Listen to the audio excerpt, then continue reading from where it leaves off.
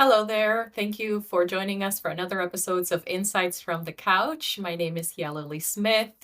I am the owner of the Traveling Therapist and an LCSW, and I am joined by Dr. Ana Maria Ryan, who is going to be helping me discuss a hot topic right now, which is, of course, the holidays and so many different aspects of the holidays, but primarily mental health and the holidays. And that comes with, why do we set these incredible expectations on ourselves of just delivering this perfect, ideal holiday experience where we end up stressed, where we end up feeling frustrated? All sorts of things happen to us emotionally that it's like a roller coaster. By the time you're done, you're just emotionally exhausted and you don't even know why the heck you did it in the first place. So that's a really intense intro, but I feel like the whole topic is very intense. So hi, Dr. Ana Maria, welcome. Good morning. Thank you for inviting me again, Jalil. Absolutely. Okay, so are you prepared for the holidays? Are you prepared for Christmas? I want to say I am. And the reason why I'm telling you this is because this year, very specifically, I told my family that we wanted to do something very simple. I said, literally, myself, I don't want anything. I am actually purging. So I don't want anything. I will give myself and my family experiences, of course, for the children. Yeah, the gifts, because there's that expectation of Mhm. Santa. So we will do that. But yes, I'm totally ready because we are not doing a whole lot this year. And we all are in agreement that it doesn't need to be this big ordeal running around, wrapping things up, this Christmas list for this person, this dinner here. So we try to keep it very simple. And the answer to your question is I am ready. So let me ask you, are you ready for Christmas or holidays? The standard type of preparedness to me, I can't. I don't do that. Like, I don't decorate. It's really stressful for me to come up with the time to actually decorate. And I used to feel so much pressure because I have a younger child. And so I used to feel so much pressure to bring like the holiday magic. And I actually feel like a really bad mom whenever I don't have like the Christmas tree and the decorations and create the magical feeling and the cookies and all that. And my daughter's now 11. And so she doesn't believe in Santa anymore. She actually was very clear about it. She told me, like, Mom, just let it go. But I can speak to being the type of person that I really struggle to see the point in decorating for Christmas and actually getting into the Christmas spirit. And I don't know if it's because of my background. I come from a communist country and Christmas was not allowed to be celebrated there. There was no Christmas, there was no Santa, that didn't exist. And so when I came to the United States when I was 9, the whole idea of, oh, there's this random dude that shows up at your house and then leaves you presents, I was like, well, he never showed up at my house in Cuba, you know? Right, right, right. So I never believed in Santa and I never had the ability to believe in Santa. And I was never given that opportunity. And so, yes, I liked the glitz and the glamour and the pretty stuff when I was a child, but I could never get into the Christmas spirit because there's no such thing in my mind of what Christmas spirit is supposed to feel like. And then I've lived in Florida my whole life after that. So there's no snow. It's not, you know. That's true. Although that's, I think, a very Western way to look at Christmas. Because, I mean, if we talk about it, Christmas, I'm not talking about other holidays like Hanukkah or in different, faiths or belief systems or ethnical groups. I'm talking mainly about Christmas. Ideally, the situation, talking about you growing up in Cuba, I grew up in Colombia, we're a very Catholic country. So the sense of Christmas was celebrating the birth of Christ. And the person who Right. would bring your gifts is baby Jesus. There's no Right. Santa, it's baby Jesus, Right. right? But I think that maybe the spirit of celebrating that for some people who are Christians, I don't know if it's still there, if it is gone. Maybe it's just more like a marketing strategy to keep people buying things that they don't need and just the pressure of you have to buy something for someone. Otherwise, that means you don't love them. So Have you maybe it's noticed so thinking along those lines, have you noticed how fast the stores cycle through like Halloween, I think, had 5 minutes of attention. Thanksgiving, 30 seconds. They cannot wait to jump to Christmas. They cannot wait. Sometimes 2 months before. Because I think that talking about consuming, that's the greatest time for sales. And I used to work in retail. You work yourself up all year round to get to Christmas. That's the climax of spending money for people. And since we're at this, I just want to put a little plug there. If you guys haven't watched a documentary on Netflix that is called Buy Now, The Shopping Conspiracy, I highly suggest that you do because it's all Awesome. about how fast we're consuming things, how much we're buying with Amazon, right? Like you don't even have to go to the Oh store. my You gosh, just click yes. and the box is in your house. So that's how I did my shopping this year, my little shopping through Amazon. But anyway, going back to Christmas, I wanted to say, Jalili, that I think globally, even if you don't have snow, because we don't have snow in Colombia either, it's the same kind of weather all year round. Mhm. But there was the Christmas spirit, and there's still like the sense of family, get together, gathering. And I think a lot of people feel that pressure too, especially when they have relationships that are strained with family members and they have to like make themselves up go to some kind of gathering they don't want to go to. I hear that from my clients a lot. Like, I gotta see so and so, and man, every time I see this person, they attack me or they're toxic to me, or there's this thing between us, and I leave that house feeling like crap. I cry.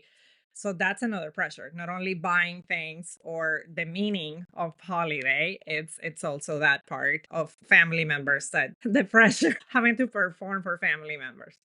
What do you usually recommend to your patients whenever they come to you with that concern? Usually they try to come to the therapist before they go in Yeah, to yeah. visit with the family. What do you usually recommend for them?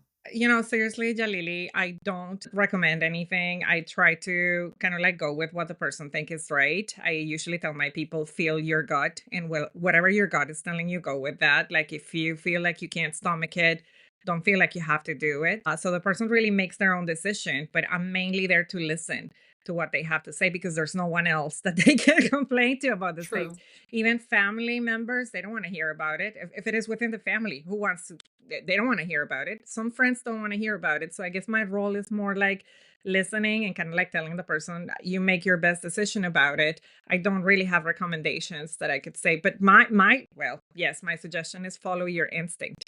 Some people are like, I can't make myself, then don't. Like, but then there is a sense of guilt, and you Mhm. can't really help people with that one because guilt is going to be there, right? Even if you do the right thing for you. So, yeah. I there's a it's kind of a double-edged sword, so I can understand why you wouldn't have like a cookie cutter answer Mm.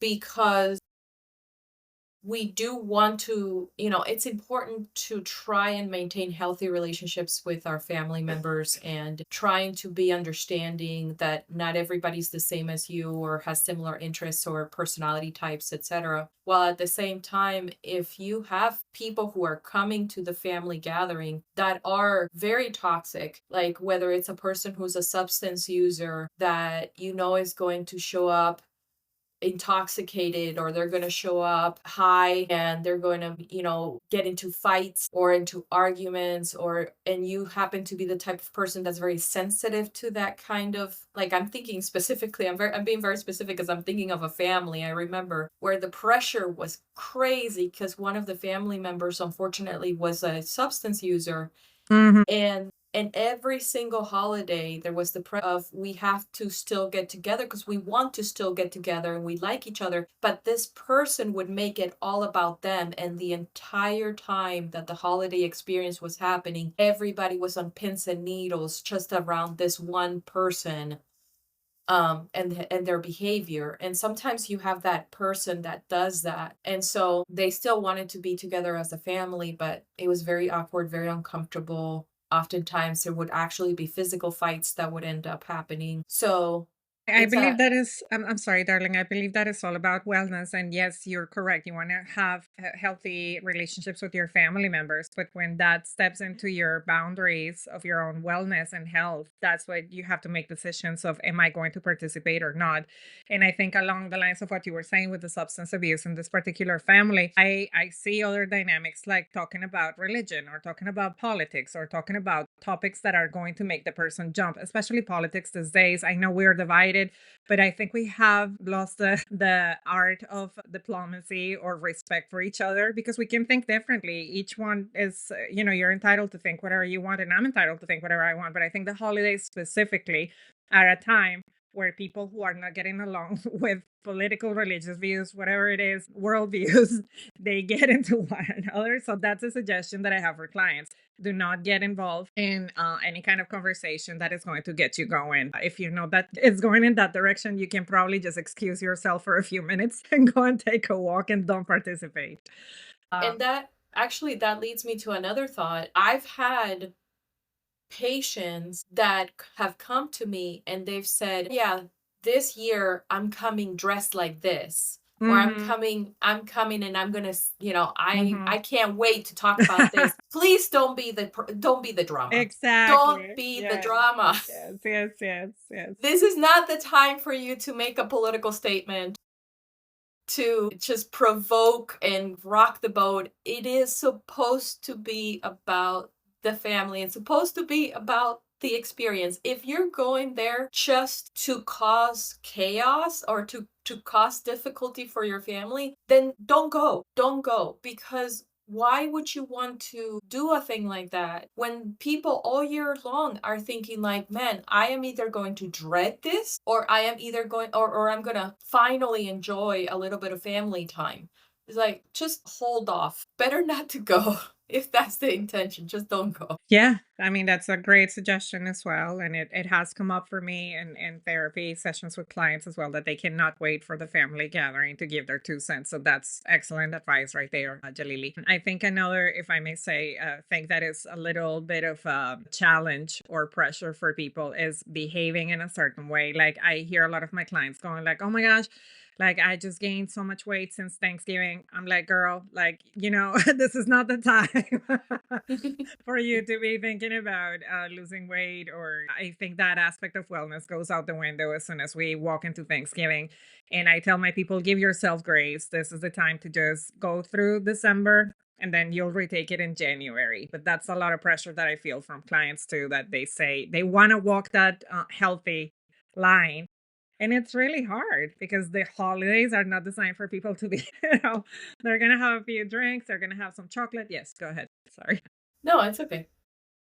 I agree with you 100%. Oh, I'm okay. in that boat right now. Okay, no, just I'm just I saw like you I'm making a just like, face. I feel so fat right now. I'm like, okay, but it's okay. I'm still going to the gym. Even if I'm eating, I'm still going to the gym. Good Well, enough. that's great mentality. I'm sorry that I asked you, but I saw your face, and people cannot see faces. But the last podcast we did, you pointed out my face because I make a lot of faces too. So I just saw your face, and I'm like, wait, why did I say something? So I guess you understand where I'm going with this totally. Yeah. But it's good that Yes. you continue to go to the gym. So again, that's a good point. I tell my people, continue to do what you're doing, but try not to feel bad for enjoying yourself during this time. That as it is, it's so hard for so many people emotionally that have lost things, people themselves. I don't know. So this is a good time to enjoy too. Hence, we're talking about lowering pressure and just maybe the experience, right? The experience of family, the experience of some joy, happiness. What are you grateful for, right? And if you don't have family, so let's say that, maybe your family is in a different state or a different country, because certainly remember, when my parents immigrated to the United States, we were a family of three. It was just mom, dad, and me. And so if you don't have your family with you, then connecting with them from afar or doing things that make you feel good personally as well. So being good to yourself, taking a trip or going and like experiences for yourself as well. Like Mhm. finding, oh my gosh, I've been looking into the train cruises. I think they're so cool. There's all kinds of like cute little cities and states that you get to visit, and you hang out in this really nice train, and the whole experience is lovely. And those are the types of things you can do by yourself. You can do a short cruise, you can stay at an Airbnb someplace with like beautiful scenery.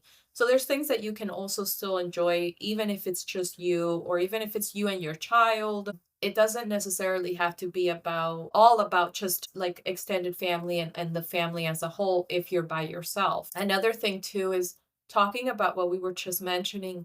I think the most important suggestion I have gathered from our conversation so far is try your best to be yourself. Yes.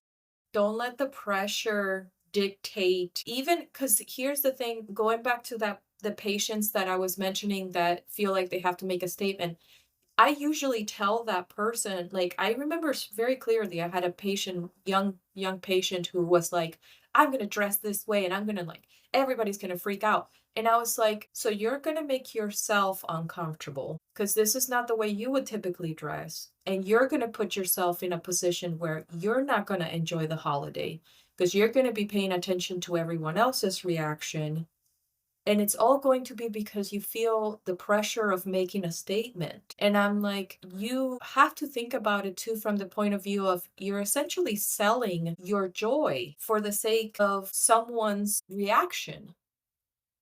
So is it worth it? I don't think it is. I think it's so much better if you are able to just say, this is, I'm going to go and I'm going to be myself. And if that's provocative, then it's provocative. And if it's not, I'm not going to try and push it, but I'm going to focus on just being myself. And if I, for example, if I enjoy eating those cookies, then I'm going to eat those cookies. Or if I enjoy dressing like a literal Christmas tree, and that's what I love, and that's what I truly find enjoyable and festive, then do Hmm. it. Do it. Yeah, and along those lines of being yourself, also, I mean, listen, if this year was rough for you financially, by all means, don't put yourself in that situation that you're going to rack up those credit cards just because you have to buy presents for other people. I think that that's a huge pressure. We started the talk with that. And being yourself means, okay, if I have this budget to Mhm. give something which is a token of love and appreciation, remember that, then you do that. But always definitely thinking about yourself and your joy and being you, right? And there is a lot of pressure around that. There's a lot of pressure to show off, and there's a lot of Mhm. pressure to not be outshined and to not be judged as the person that gave the least. I'm actually listening to a book by Dave Ramsey, who's a big, big, big proponent of being debt free. And he's someone that has spoken for years about the pressure that comes from family members to Mhm. keep up with the Joneses and show off as if you had even more than what you can afford. Yeah. So, at the beginning of the session, the talk we were having or we're having, you said to me that you had the pressure as a single mom with your daughter when she was growing up of making this happen for her in a magical way. And I wonder how much magic would that be to Christmas if it was the true meaning of celebrating the birth of Christ instead of buying gifts. Where is the magic of that? Well, I mean, I guess if we go with the Anglo-Saxon version of Santa and Saint Nicholas and all that stuff, right? Like, but if without the presents, then if it's not for the presents, where is the magic? Right. Is that the magic of Christmas? Is it the fact that maybe people who are going through brutal winters, they want to spice it up with the stale and because there's the whole seasonal depression. But then for all of us who are in places where it doesn't snow, what does that mean? What is the magic of Christmas? Is it the gifts? Is it really what it is about? I don't know. If we So took the gifts from Christmas, what would that look like? I actually asked my daughter about that because we were talking about, she's at an age, and I treat her like she's a 30-year-old. So she's at that age where I can have these kinds of conversations with her. And I said, are you disappointed that I didn't decorate this year? And she said, no, it's no big deal. It's fine. And I said, what would it mean for you to have a meaningful holiday? Like, what would it be like if you had a special holiday? And she said, the thing about the holidays that I like the most are doing things that are out of the norm. She said, I That's a just great answer. like, yeah, she said, I just like the fact that we do things that are different, that are Yeah. not like every day. And she said, stuff is nice, but she said, I love hot cocoa and cookies, and I love that we get to have activities that are different than what we typically do. Mhm. So that was the magic for her. Okay, that's a great answer. But I mean, I think in general, even for adults, what would it look like if we take away the pressure of buying things for one another? What would it look like if we take the pressure from decorating away things? I got to tell you a story because I thought this was funny. There's a place in Fort Myers that I go, it's a medical office, Okay. and they have this Christmas tree all year round. So yes, they're super smart, right? Like, so when it's like 4th of July, they decorate the tree with like little flags and whatever. When it's Halloween, it's like Halloween themed. And I'm like, that's really clever, but I don't know. I mean, so what's the point of decorations when you have to take him? It takes you time to put him up, and then a month later you have to take him out. So I have a patient that does that actually. I have a patient that has the Christmas tree all year round. all year round, and they do that. They decorated according to the season. I'm sure Yes. you have heard of Christmas in July too, that there are some people who do Christmas in July. So, anyway, just things that we have created, I think, in humanity to spice things up. And what I hear your daughter say, I think is super clever, is just a change in pace, something different, something special. So, that could be, well, since we're talking about it, it could be something as small to enjoy as drinking hot cocoa out there with this nice temperatures at night, with a bonfire, or it could be walking around and looking at Christmas lights that are so pretty to watch. So little things, maybe it's a suggestion for holidays and joy. And Yeah, I think it's great on the 24th. So I get to fulfill her desire to get the hot cocoa and cookies without even trying because our church is actually doing an event on the 24th, hot cocoa and cookies. And so we're actually going to go to that and then bring, instead of having like a Christmas tree at home and all the decorations is at home, we're actually bringing the gifts. We don't have like a ton of gifts. Person has like one nice gift and then one smaller gift. And so we're all bringing our gifts and just exchanging gifts in at the church while we're drinking hot cocoa and cookies, and we're all just kind of hanging out together. that's super clever.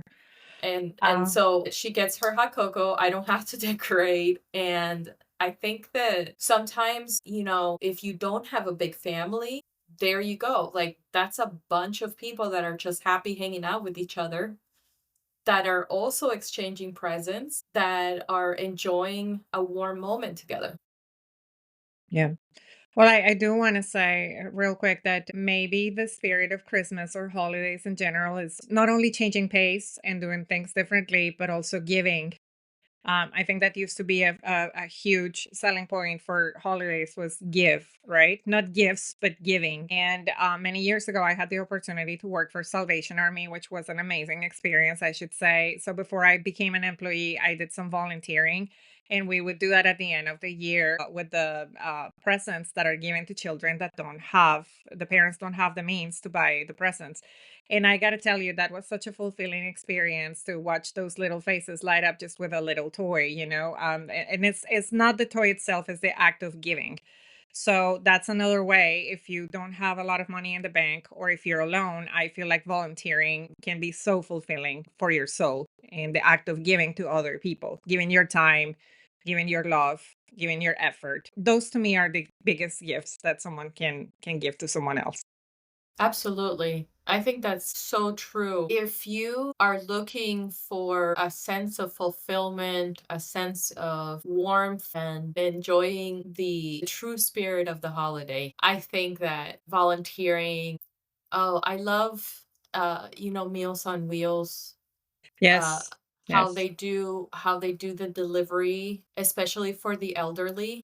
There's so many people, older adults that are by themselves during the holiday, and Yep. getting that visit from a volunteer that comes and brings them a warm meal and maybe sits with them for a few minutes and gets to say hello, and you see a friendly face, and those types of things that can mean the world for a To person. someone, absolutely, absolutely. Anyway, in summary, on my end, what I would say is do what feels right to you. Don't overextend yourself. There's pressure for all of us, but you try your best and forget the rest because that's the one thing we can do. And you guys are going to be fine. It's just 2 more weeks and we all are going to make it through. Just Um, want to point something out, Jalili, really quick. If you guys haven't looked at your calendars, if you look at the first day of the year, so Wednesday, I believe, the mhm. second is a Tuesday, and so on and so forth. So the first day, the second, and the third in the calendar is WTF. So it's not a bad omen for 2025. I'm just saying. No pressure. No Goodness pressure, gracious. guys. No pressure. Okay, so with that, my Had to throw a little humor there. I Yeah. know, right? So my final thought is be yourself as authentically as you possibly can. Don't stress about, choosing this time to be some sort of like a complicated, overtly thought statement piece. It just focus on trying to get through it, enjoying every moment you possibly can, making it for you, not just about other people and what other people think or what other people feel or what other people are expecting of you. Also, the holidays are for us just as much as they are for everyone else. So, make it special for yourself. Do something special for yourself. Find ways to reach out and give and support so that you feel like you are doing something meaningful in the holiday. And remember that the easiest thing to do is complicate everything.